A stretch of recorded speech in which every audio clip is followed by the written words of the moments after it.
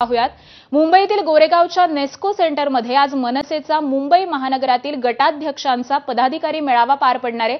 सकाळी 10 वाजता या मेळाव्याला सुरुवात होणार असून मनसे अध्यक्ष राज ठाकरे हे स्वतः मतदार यादी प्रमुखांना मार्गदर्शन करणार आहेत। ज्या प्रकारे मतदार याद्यांमध्ये घोळ पाहायला मिळतायत, या मतदार याद्यांसंदर्भात महाविकास आघाडीसह मनसेनं राज्य निवडणूक आयोगाकडे पुराव्यांसह तक्रार केलेली आहे आणि त्यानंतर मनसेनं आगामी महापालिका निवडणुकांसाठी जय्यत तयारी ही सुरू केली आहे। त्यामुळे मतदार याद्यांमधील घोळ याकडे विशेष लक्ष देण्याच्या सूचना राज ठाकरे यांच्याकडून आज दिल्या जाण्याची शक्यता आहे।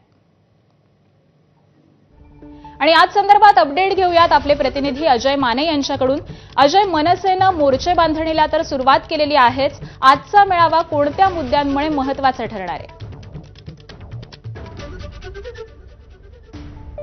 आपण जर पाहिलं आकाशा तर नुकतंच महाविकास आघाडीचं जे शिष्टमंडळ, विरोधी पक्षांचं जे शिष्टमंडळ ते राज्य निवडणूक अधिकाऱ्यांना भेटायला गेलं होतं, त्यावेळेस राज ठाकरे यांची सुद्धा उपस्थिती पाहिली होती आणि तो मुद्दा होता की मतदार यादीमध्ये असलेले घोळ आणि त्याच्यानंतर हा मेळावा जो आहे तो पार पडणार। विशेष म्हणजे की मुंबई महानगरपालिकेसाठी मनसे सज्ज झालेले आणि त्याच पार्श्वभूमीवर आज MMR रिजन मधल्या सगळ्याच पदाधिकाऱ्यांनी या ठिकाणी बोलवण्यात आलेले आपण समोरची ही दृश्य पाहू शकतो। यात विशेष बाब म्हणजे की BLO लेवलच्या संपूर्ण जे पदाधिकारी आहेत, मग त्यात उपशाखा प्रमुख असू, शाखा प्रमुख असू, गट प्रमुख असू, त्याच्यानंतर मग विभाग प्रमुख, विभागाध्यक्ष, या सगळ्याच पदाधिकाऱ्यांना जे या ठिकाणी मार्गदर्शन केलं जाणार आहे। आणि महत्त्वाची बाब म्हणजे की प्रत्येक लेवलला गेट कीपिंग जे ती मतदार यादीची करावी, या पार्श्वभूमीवर हा संपूर्ण मेळावा जो आहे तो आयोजित करण्यात आलेला आहे। स्वतः राज ठाकरे जे ते या मेळाव्यात आपल्याला जे ते या सगळ्या पदाधिकाऱ्यांना मार्गदर्शन करताना पाहायला मिळते। समोर आपण नाव सुद्धा पाहिलं तर मुंबई महानगर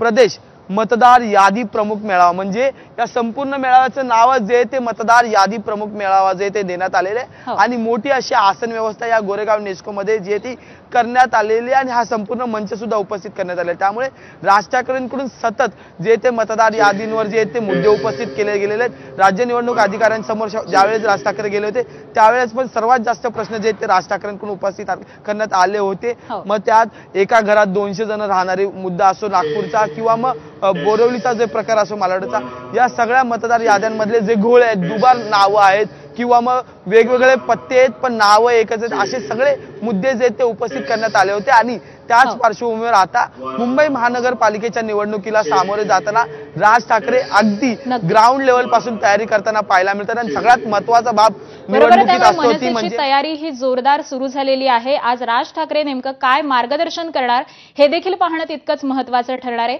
धन्यवाद अजय या संपूर्ण माहितीसाठी।